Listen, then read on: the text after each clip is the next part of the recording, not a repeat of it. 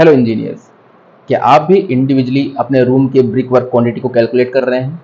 तो रुक जाइए, आज हम देखेंगे उसका एक simple way with the help of Excel.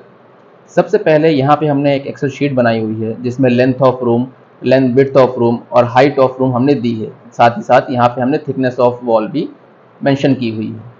तो जैसे 7 मीटर लॉन्ग साइड की लेंथ है, 5 मीटर शॉर्ट साइड की लेंथ है और 4 मीटर इसकी हाइट दी गई है। यहाँ पे हमने जो thickness of brick work assume किया है वो है 0.25 मीटर्स। यहाँ पे साइज ऑफ जो डोर है हमने लिया हुआ है 2.1 इंटू 0.9 मीटर्स का, जिसका टोटल एरिया आता है 1.89 मीटर स्क्वायर। और उसी को हमने किससे मल्टीप्लाई कर दिया है?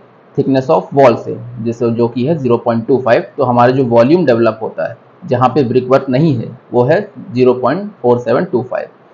सेम इसी तरह विंडो का साइज 1.8 इंटू 2.4 है। यहाँ पे उसका एरिया 4.32 मीटर स्क्वायर निकल के आता है और उसका जो वॉल्यूम है after multiplication with the thickness of wall जो कि आता है 1.08। यहाँ पे हमने जो साइज ऑफ ब्रिक लिया है वो 19 इंटू 9 इंटू 9 सेंटीमीटर क्यूब का है। यहाँ पे अगला जो स्टेप आता है वो होता है कि लॉन्ग साइड जो लेंथ है उसे हम यहाँ पे ऐड कर दें तो टोटल लेंथ ऑफ वॉल निकल आएगी जो कि लॉन्ग साइड का है। उसका वॉल्यूम हमने यहाँ पे निकाल लिया है जो कि length into height into thickness of brick work रहेगा और टोटल वॉल्यूम आपका यहाँ पे निकल के आ गया है। इसी तरह क्योंकि लॉन्ग साइड में हमने यहाँ पे विंडो का साइज़ दिया हुआ है, इस वजह से उसमें हमने विंडो का साइज जो वॉल्यूम निकाला हुआ था 14 मीटर क्यूब में, हमने विंडो का वॉल्यूम यहाँ पे डिडक्ट कर दिया है। इसी तरह हम लोग शॉर्ट वॉल का निकालेंगे, लेकिन यहाँ पे 0.5 हमने पहले से ही इसी तरह हम लोग शॉर्ट वॉल का भी निकालेंगे जहाँ पे हमने 0.25 और 0.25 हमने पहले से डिडक्ट कर दिया है, क्योंकि ये जो एरिया है ये हम पहले ही लॉन्ग साइड में ही कैलकुलेट कर चुके हैं। उसके बाद दोनों वॉल की लेंथ हम निकाल लेंगे जो कि है 4.5 मल्टीप्लाई बाई 2 जो कि 9 आ गई है। और अब इसका वॉल्यूम निकालेंगे ओवरऑल जो कि रहेगा width into height into thickness of wall जो कि आ गई है 9 मीटर क्यूब की।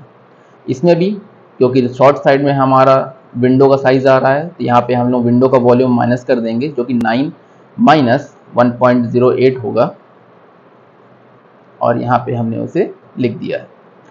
आफ्टर दैट हमने टोटल वॉल्यूम ऑफ वॉल जो आ गई हमारी volume after deduction of door plus volume after deduction of window वो हमने यहाँ पे लिख दिया है।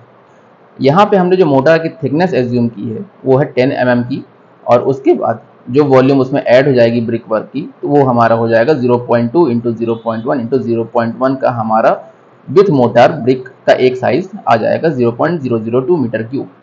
अब इस जो हमारा वॉल्यूम आया है इसे हम ओवरऑल जो हमारा वॉल्यूम था ब्रिक वर्क का उसे हम लोग डिवाइड कर देंगे तो यहाँ पे हमें नंबर ऑफ ब्रिक्स मिलेंगे जो कि है 10723.75। अब इसमें हम लोग ऐड करेंगे 5% ऑफ वेस्टेज। जैसा कि आपको पता होगा कि ब्रिक वर्क करते समय कई सारी ईंटों का थोड़ा वेस्टेज भी हो जाता है कॉर्नर पे जब हम लोग ब्रिक्स करते हैं या कुछ हमारी ईंटें टूट जाती हैं, इसलिए हमने यहाँ पे ऐड किया है 5% का वेस्टेज।